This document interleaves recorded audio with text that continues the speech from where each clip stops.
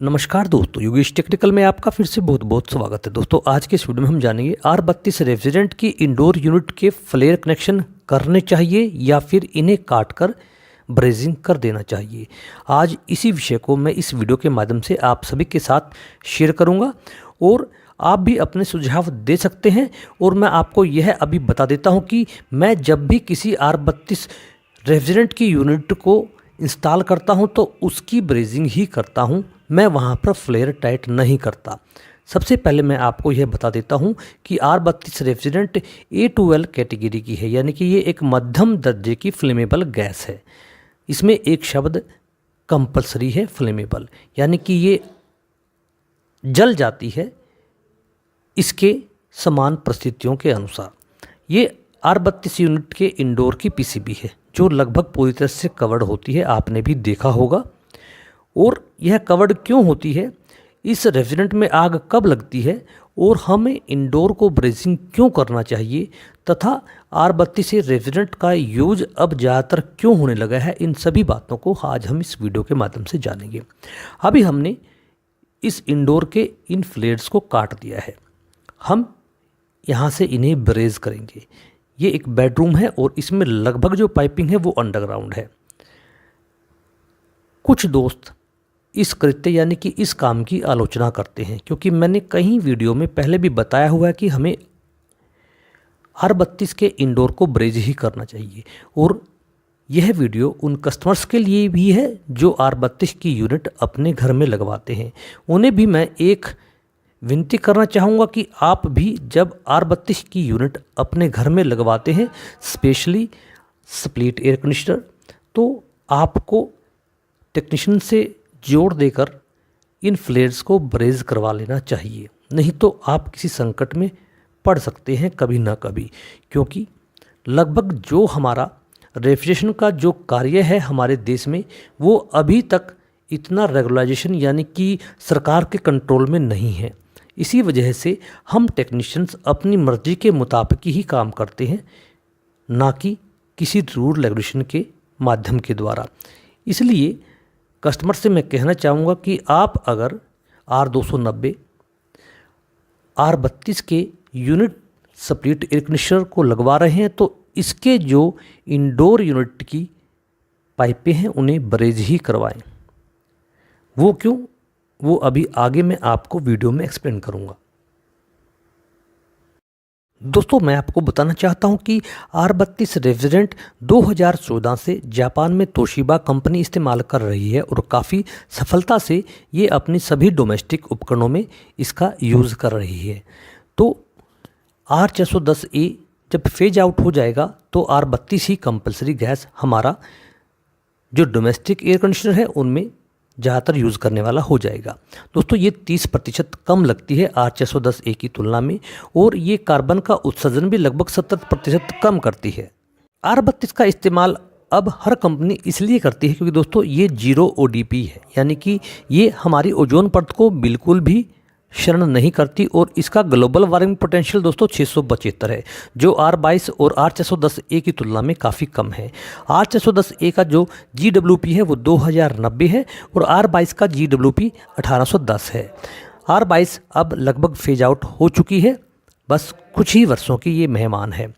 तो ये energy efficiency एक सिंगल गैस है और ये जहरीली भी नहीं होती, लेकिन आपको पता होना चाहिए चाहे वो A2L कैटेगरी की हो या फिर पूरी तरह से A3 कैटेगरी की गैस हो, उसमें थोड़ा ही डिफरेंस होता है इनके जलने में। इन दोनों में वो परिस्थितियाँ होती हैं जब आग लग जाती है, यानी कि दोस्तों रेफ्रिजरेंट यानी कि हमारा फ्यूल एक रेफ्रिजरेंट है और उसके बाद ऑक्सीजन आपके आसपास हर जगह है, और फिर उन दोनों को एक ट्रिगर, एक स्विच की ज़रूरत होती है, वो हम पैदा करते हैं हमारे दिनचर्या के कार्यों से। आपको मैं बताना चाहता हूं कि दोस्तों ये R290 या R600 की तुलना में ऐसी गैस नहीं है कि आप किसी स्विच को दबाएंगे और उसकी स्पार्किंग से ये जल उठेगी। इसको जलने के लिए एक ओपन फ्लेम की ज़रूरत पड़ती है। लेकिन अभी आप ये इंडोर देख रहे हैं, ये अंडरग्राउंड पाइपिंग का है और कस्टमर ने अपने इस बेडरूम में काफ़ी पैसा खर्च किया है, लेकिन उसने गलती यहाँ पर कर दी। ये R32 रेफ्रिजरेंट का एक यूनिट है और इसमें उसने ब्रेजिंग की बजाय फ्लेयर का ही इस्तेमाल किया और ये फ्लेयर अब लीक हो चुके हैं। R32 हवा की तुलना में भारी होती है और जब भी वो लीक होगी तो वो नीचे की तरफ ही आएगी। अगर आपके कमरे का साइज उस यूनिट के अनुसार नहीं है, क्योंकि अक्सर हम गलती करते हैं, एक छोटे कमरे में जहाँ पर 1 टन की यूनिट लगनी होती है वहाँ पर हम 1.5 टन की यूनिट लगा देते हैं और उसी के हिसाब से उस गैस का रेशो बढ़ जाता है।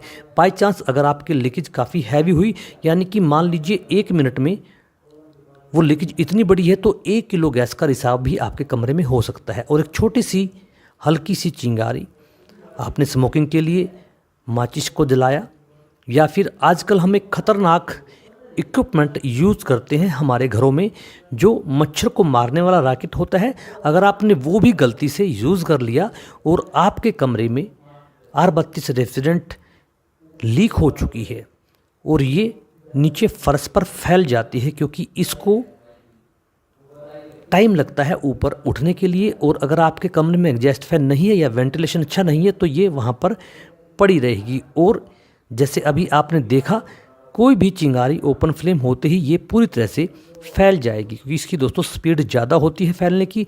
इसलिए आप जब भी R32 यूनिट के इंस्टॉलेशन कर रहे हो तो हमेशा उन्हें ब्रेजिंग ही करें। ये आपके लिए और आपके कस्टमर के लिए काफ़ी महत्वपूर्ण है। कई बार हम सोचते हैं कि हमारा फ्लेयर बनाने का टेक्निक बहुत अच्छा है, लेकिन दोस्तों ये टेक्निकल चीज़ें होती हैं और कोई ना कोई एरर आ जाता है, चाहे वो पाइप में आए या फिर हमारे कार्य के दौरान हमारे कार्य में आए। अभी एक फ्लेयर आप देखिए, हल्का सा ये कटा हुआ है किनारे से और काफ़ी माइनर लीकेज यहाँ से हो चुकी है। अगर ये R32 की यूनिट होती तो समझ लीजिए कि एक बेडरूम के लिए ये एक विस्फोटक का काम करेगी। इसलिए मैं आपसे और कस्टमरों से भी निवेदन करना चाहूँगा कि जब भी आप R32 की यूनिट लगाएं या R290 की यूनिट लगाएं तो आप फ्लेयर की जगह ब्रेज ही करें। ये बहुत ज़रूरी है हमारी सुरक्षा के लिए, हमारे कस्टमर की सुरक्षा के लिए। तो दोस्तों आपसे फिर हाथ जोड़कर विनती है, R32 ए यूनिट हो या फिर R290 ए यूनिट हो, उनके इंडोर को आप हमेशा ब्रेज ही करें, क्योंकि ये फ्लेमेबल गैस हैं और हमारी अगर छोटी सी गलती या एक बैड प्रैक्टिस किसी बुरे हालात को जन्म दे सकती है। दोस्तों अगर आप मेरे चैनल पर नए हैं और आपने चैनल को सब्सक्राइब नहीं किया है तो आप चैनल को सब्सक्राइब अवश्य कीजिएगा, और मेरे को आप फेसबुक पर, ट्विटर पर और इंस्टाग्राम पर भी फॉलो कीजिएगा, ताकि मैं आपके लिए हर दिन नया वीडियो ला सकूँ। वीडियो देखने के लिए आपका बहुत बहुत धन्यवाद।